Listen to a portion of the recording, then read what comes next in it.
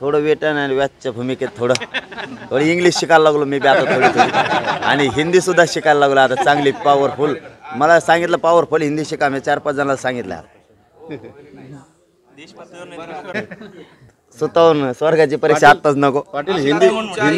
पाटील हिंदी शिकण्यामागची काय गरज आहे? कारण तुम्ही एकदा बोललात की 14 राज्याचं सुद्धा आम्हाला एक एकत्रित आंदोलन करावं लागणार आहे, कारण मराठी 14 राज्यांमध्ये देशातील, तर त्या सगळ्यांना एकत्रित घेऊन येण्यासाठी त्यांचे संवाद साधण्यासाठी आता हिंदी शिकणं गरजेचं आहे. त्याच्या पाठीमागे एकच नाही पण अनेक कारण आहेत. जे शेतकरी असो मराठा असो यांच्या जीवनातलं परिवर्तन करायचं असलं तर लांबपर्यंत जर एखाद्या आपल्याला नाव चालवायची असली तर आपणच पोहायला परिपूर्ण पाहिजे.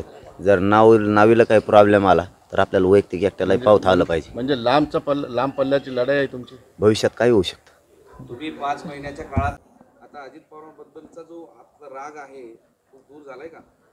सगळ्याच मी मुंबईतून येतानाच सांगितलं, विरोधी असो सत्ताधारी असो काय जे झालं आहे आत्तापर्यंत ते मुंबईतच सोडून आलो आम्ही येता. छगन भुजबळबद्दल ते भनभन सुरू केली ना परत.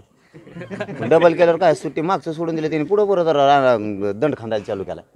त्याला लय वळवळ आहे आणि त्याच्या मागच राहावंच लागेल मला, त्या सोडून नाही. बाकीचे बोलले की परत सुट्टी नाही, बाकीच्यांना सुद्धा आता सोडलं पण इथून पुढं बोललं की सुट्टी. संघर्ष संपला आता सगळ्या राजकीय नेत्यांचा. आम्ही संपविला की हे बघा आमचं आणि त्यांचं काय वैर नाही आहे, त्यांचं आणि आमचं काय नाही आहे. आम्हाला आमच्या जातीसाठी भांडणं गरजेचं होतं आणि आम्ही भांडणार, मग टोकाचं भांडणार. फिरून मरणाची वेळ आली मरण आलं तरी चालेल, भांडणार म्हणजे भांडणार. पण मराठा आरक्षणाच्या विरोधात बोलला की कोणी असो इथून पुढं बी नाही सोडणार.